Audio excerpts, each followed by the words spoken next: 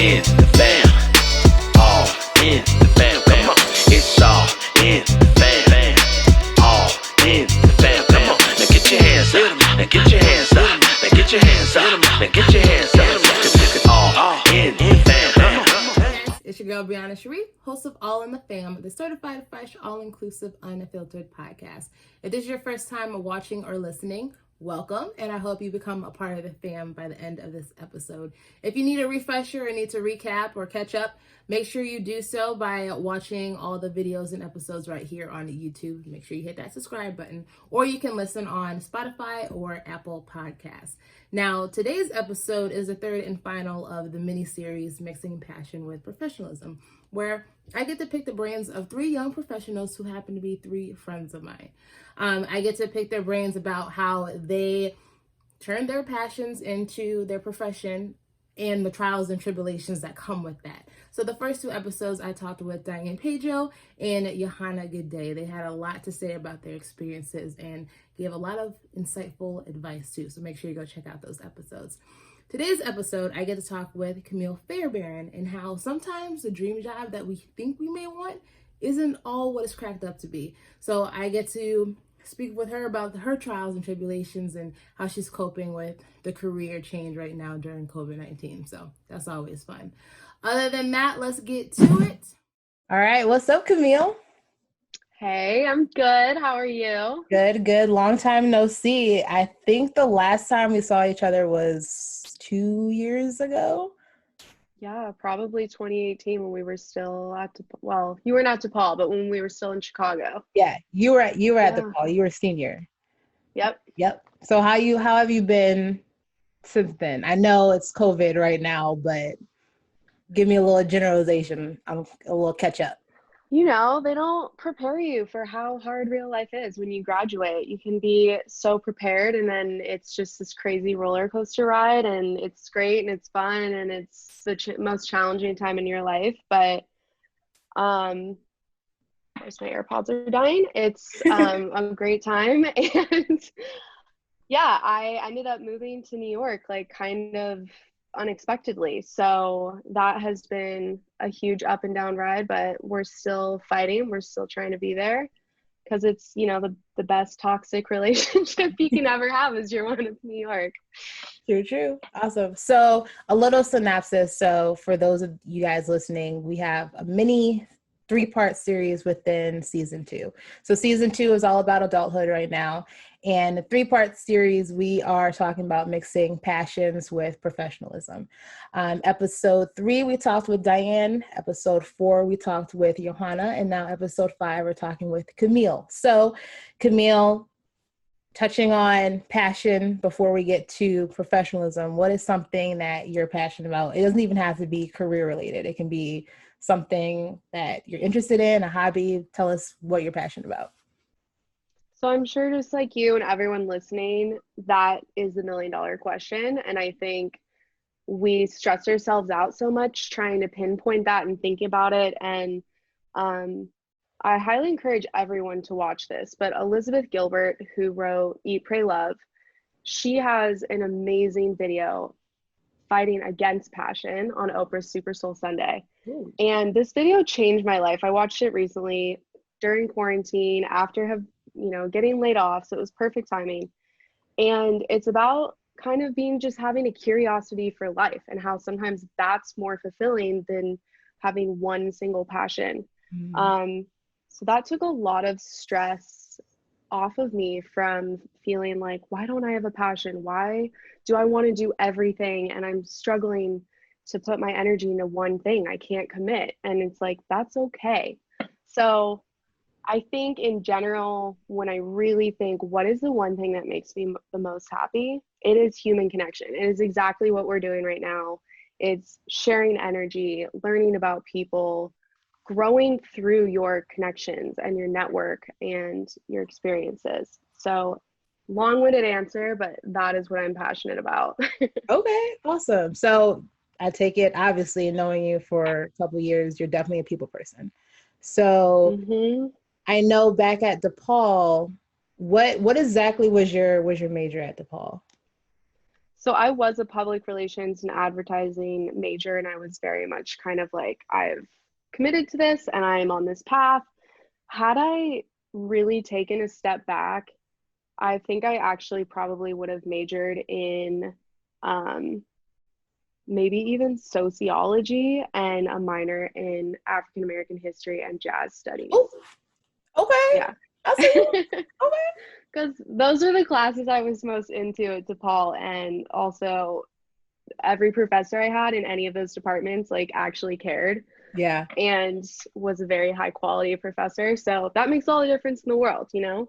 That's awesome. Awesome. I just realized that we didn't even tell people how we know each other. So quick, it's interesting because we've only been around each other in person, I want to say twice. We went to the soccer game together our freshman year. And then when you asked me to do that survey for you senior year, that was like the second time.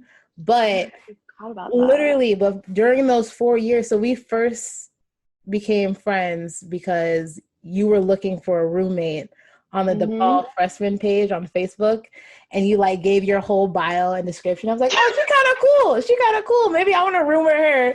And then I messaged you, and then we just clicked. We didn't end up being roommates because I got put into, I forget. I think I got pulled in. I swear you were right across from me in, what was that, Belden? Yeah, I was in Belden and Racine. I was going to say the nickname, but I'm not going to say the nickname for that dorm. I don't even know the nickname. Okay, good. I'm not going to say it right. And you were in University Hall, right? Yeah. So that was actually the opposite end of campus. But anyway, even though we weren't roommates, we're still like each other's biggest fans on social media. Literally. We've only seen each other like twice. Like anytime I see you post, I'm like, that's my girl. Oh, yeah. But that's what I'm saying. Like I mean, clearly we share similar passions, but like I have so many friendships like that. And it's like, that is my passion. Like, that's what I'm good at. That's what I enjoy doing. Half of my friendships are like completely virtual. Right. And it's crazy, but it's like the most amazing thing ever. I never thought we'd be doing this together, and here we are. So it's great. So since you're a people person and you majored in public relations and advertising, which is, you know, a very people-oriented career, can you explain exactly what public relations is for those of them who don't know?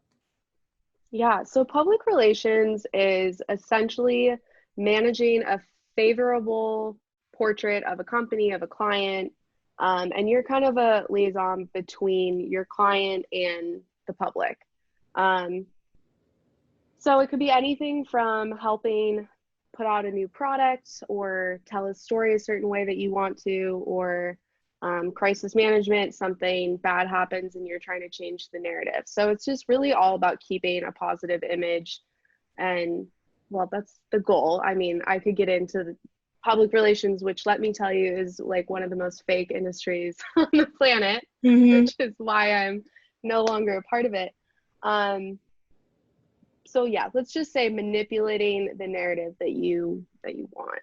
And also one thing that I learned very early on that I feel like is not really discussed in public relations is sales. Public relations is borderline entry-level cold calling, cold emailing sales. Like, that's what it is, and you have to be aggressive and on top of it and have a no shame in the game, like harassing people mentality. And that's not for everyone by any means. I'm sure you do too, but I have a lot of journalist friends, and just having the knowledge of what they're receiving. Yeah. So your email is getting slammed all day long, and you know, it's kind of like shooting shots in the dark, shooting darts in the dark, whatever. We got it. Yeah, just like hoping they might be staring at their email as yours comes through. So it's challenging, but some people absolutely love it. I think it can be a very very rewarding job. Mm-hmm.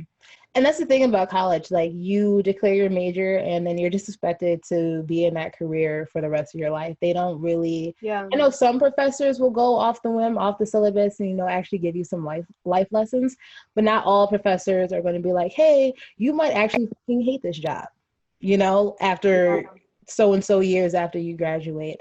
And you kind of have to like take credit for yourself because you did go into it, you pursued it, and now you realize this isn't for me. And I was the same way, where I thought I wanted to work in like sports marketing, ended up hating it because you all like with sports marketing, you always have to start out in ticket sales. And just like you said about public relations and sales, I hate sales. I hate it. Yeah. And then if I were to continue to work in sports, my passion for sports would dwindle away. And I didn't want that. So I switched over. Yeah. It's like, oh, wait a minute. I love media. I like talking to people. Let me do that. Let me work for a radio station and a news station. And now I discovered like, oh, that's what I want to do for the rest of my life. Yeah. So you just kind of have to like take credit for at least you tried and now you know. So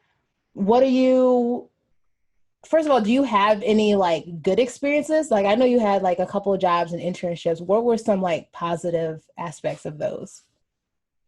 So this was really cool, actually. I went to a private school in Portland, Oregon, and for the month, basically our last month of school, senior year, we were required to find and basically be in an internship in replacement of school for all of May, which was amazing. And to just go into college to have an internship that you found and secured on your own, was phenomenal experience to have. So I ended up interning at a company called R West, and it's an integrated communications marketing agency. Their main headquarters is here in Portland. It's definitely on the smaller side, but big clients. And I just had a good time there. It was fun. I mean, did I do that much? Well, actually, I kind of did. So Sorel, I'm sure everyone in Chicago is familiar with Sorel, as in like the winter boots. Mm-hmm. That was like their biggest long-term client, and they held a contest every year called Sorel Style Me, and it kind of focused on like college kids and how they wore their Sorels to class and all this stuff. So I basically got to take over that whole project that year, 2014, and recruit people and, write seating lists and all this stuff. So I learned quite a bit there, considering I was really only there for 3 weeks. Mm-hmm. And I was like, totally want to do PR. This is like perfect. I feel like I see myself doing this. But at that point, I didn't realize I was doing more integrated marketing. I wasn't really doing a whole lot of PR. So I went to school, and my junior year, to fulfill our internship credit, let me backtrack. Actually, I had a friend that introduced me to some people in the Chicago music scene, and kind of, pushed me into it. Didn't really know this person. He was like, I know you're a PR major. I've been talking to you for 30 minutes. Like, you have to meet these people and you have to start working with them.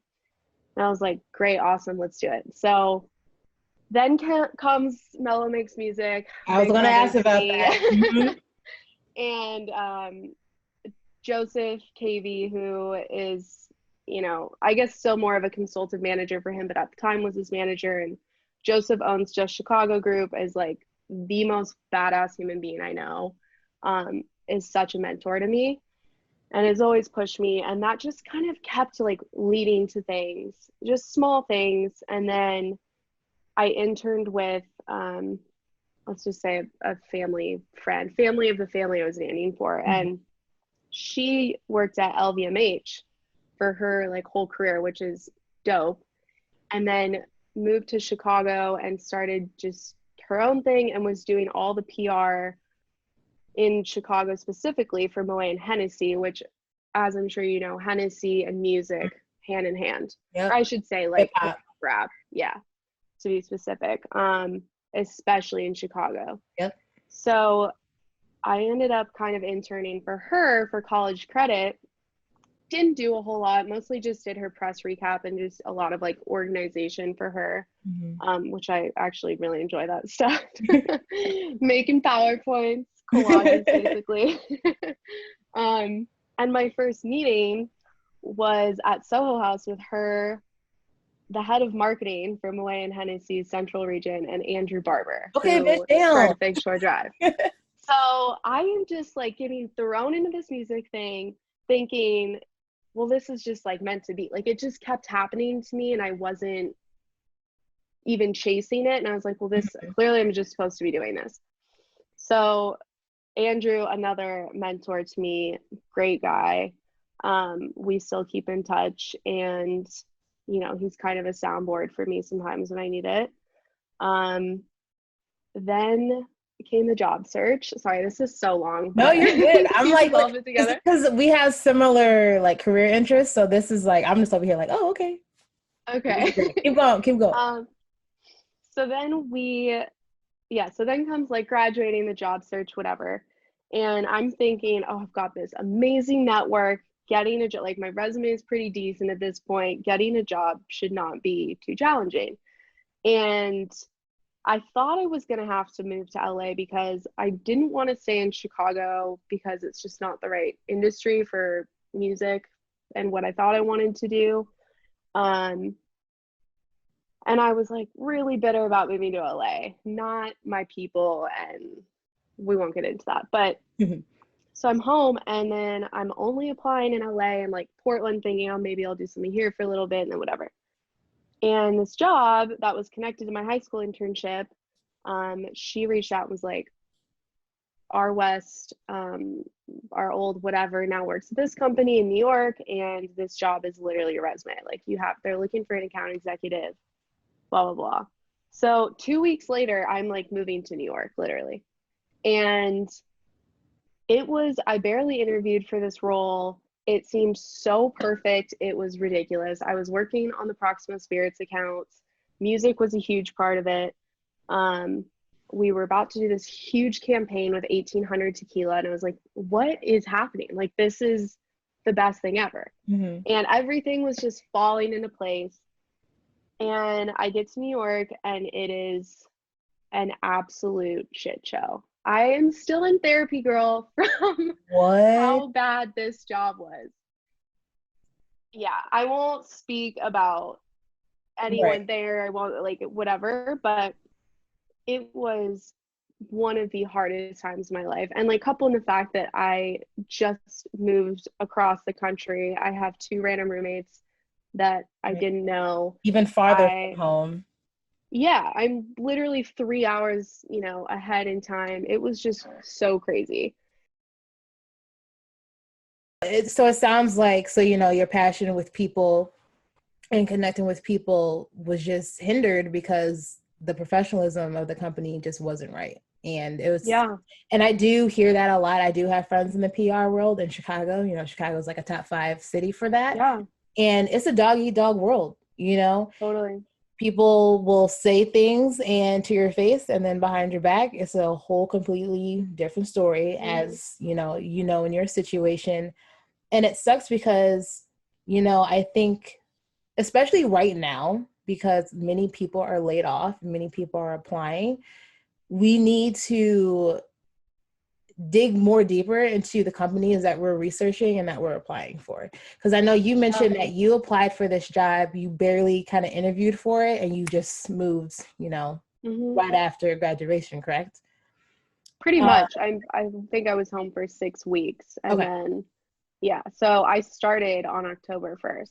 Got you. And that's what sucks, because on paper everything looks squeaky clean, and then when you get there, it's like, damn, y'all bogus. Like, this is your company culture.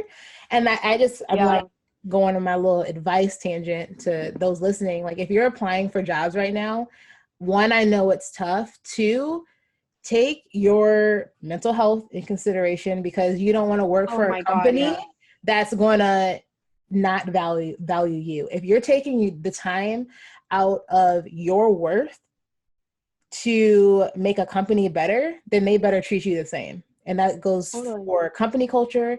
That goes for how the boss respects you, talks to you, what the brand is, all that. So, like, what are some ways that you had to just cope with that culture? It was really tough. I mean, I was working right off the bat, easily 12-hour days, working on the weekends as well. And I mean, I'm not going to lie, it destroyed my confidence. I came in from college having spent all 4 years just like building this network, building this amazing community that was so supportive and still is. I'm still friends with all of these people that I was working with in college. And it just got, stripped down to nothing in New York. And New York will do that to you. I mean, that's part of it. People are very blunt and cutthroat there. And like, that was something that was also a learning lesson, if not one of the biggest learning lessons, was just people are way more direct on the East Coast than they are on the West Coast. And certainly in the Midwest, I think the Midwest is very nice and more in tune with how the West Coast functions. But yeah, I mean, I can't lie and say I'm like fully recovered from that. I think I question myself a lot of the time. Can I actually do this? Am I qualified, or am I way in over my head and naive? And, as hard as it is, you cannot let one person that was supposed to be a leader affect you from moving forward like that, because that's not leadership at all. Mm-hmm. That is anti-leadership. And those lessons, I think, in general, of like how I would be a leader and move forward in my career, those are the biggest things I took from how I was treated. Mm-hmm. Got you. So what do you want next for yourself in terms of career? Do you want to, do you still want to be in live events, music, that industry? Let's unpack that. What do you want next for yourself? And you don't even have to give a time frame, because right now, nobody needs a time frame. Everybody just needs to sit down and just reflect at this point. Yeah. What I think I want, what you think you want and what you actually want and will thrive are generally different things. True. If I have learned anything, it is that. So I'm trying to go more with the flow, and, I think we have so much less control over our path than we think we have. My biggest thing is follow opportunities that pique your interest. And if you're just like following that path and not forcing yourself into or against anything that presents itself, I think that you are on your right path. I would love to be in integrated marketing. That would probably be my goal. I'm not super set on the industry, but something within probably spirits, music, entertainment, sports. But right now I'm obviously kind of desperate with a job, so I'm going to take not the first thing I can get, not the only thing I can get, but probably more of a supportive executive assistant type role is what's next for me right now. Got you. But I'm feeling much more motivated to start my own projects, and I was thinking about starting my podcast. Then you asked me to be on it, and I was like, is that a sign? You trying to do a podcast too? Yeah, I think so. Yes, I love it. I love it. So here's the thing. A lot of my friends make fun of me because I listen to more podcasts than I watch Netflix TV shows. Like the queue of podcasts in my Spotify, I think I listen to like 30 podcasts. That's awesome though. A week, like different type of podcasts. So whenever it's somebody, a learning tool. It is. Mean, education all the time in your ear. Literally, like, I'd rather listen to a podcast than sit and just have images just, flow into my brain, and then my brain goes to mush because I'm not even getting anything out of it. But that's super exciting. And I feel like this is a perfect time why I'm doing this podcast right now, because people have a lot of free time. So why not actually do something that you're kind of interested in? Tough times right now, but it doesn't mean that we can't find some happiness, So what's keeping you motivated right now, especially in this rigorous job market right now that's just tough on everybody. Like, what's keeping you motivated to apply, and what are some steps that you're taking to apply? You know, my mom and I are both like this, and this is both a blessing and a curse. I am obsessed with stability, and I feel like totally off my rocker if I don't have financial stability. Yep. And it has absolutely hindered me from taking chances on myself and starting passion projects, personal projects. I think about this all the time. So that drives me constantly. That keeps me up at night. That, is the reason for most of my anxiety and stress levels. But that is not to say that I encourage others to feel that way or to even accept that for yourself. It's something I'm constantly working on, but that is what fuels me, is financial stability. And once you have that, for me, once I have that, I feel like I can do other things. But that's kind of what keeps me stable and creative and focused, is the ability to just know that I have that at the end of the day. Got you. We think the same in that aspect. Like, if I'm not financially secure, I'm just like, oh my God, what's going to happen? Like, I can't function. I just shut down. Yeah. I don't really, because I'm still trying to get a job, but I shut down from everything else. It's tough.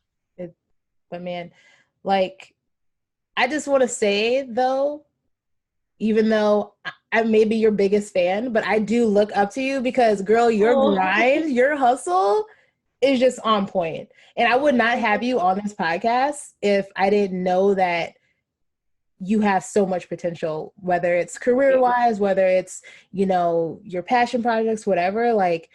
Use this, I'm hyping you up, but use that as fuel to keep going, honestly. Because if I believe in you, then hell, girl, I know your family and all your friends believe in you too. So keep going, keep applying. What advice would you give younger Camille? It could be DePaul Camille. It can be, high school Camille. What advice would you give? What advice would I give myself? So much. I think really the biggest thing that I try and drill into my head every day, trust the process. It really will work out. And when things seem, for me, I'm always like, oh, that's off path. Oh, this is going to ruin my resume. What am I even doing? It's so irrelevant. It always ends up being relevant. You will always be at the next step ahead and look back and be like, oh, that's why that happened. Every single time. Everything, every person I've met, every conversation, whatever, has always launched me forward in ways that I didn't realize was happening. And I looked back and been like, oh, well, this happened, but couldn't have happened if I didn't have this job or have met this person or whatever. The domino effect. That's simplifies my crazy brain. It totally is. It's a domino effect. And I know it is the hardest thing in the world for a lot of people to trust that, myself included, but it really does work out. And that isn't to say I feel very privileged to have a super supportive family and friend group to fall back on. And I know that's a luxury that not everyone has. Everyone deserves that and should have that. But that's helped me a lot. And I hope that everyone can, if they don't have that in their family, that they can build that with their own friends and have that, because it really, really is everything. Mm-hmm. Absolutely. Especially in American society right now, or always. We've always been such a successful country, the greatest country, whatever, blah, blah, this, blah, blah, that. But but all of that pressure is why so many Americans are just so go, go, go, go. I need this, this. I need to do this now. If I'm not at this point in my life, at this age, then I failed. No, you didn't. Yeah. You didn't. That's society telling you that you did. But I guarantee you, if you go to any other country and live there for a couple of years, they slow down. They take their time.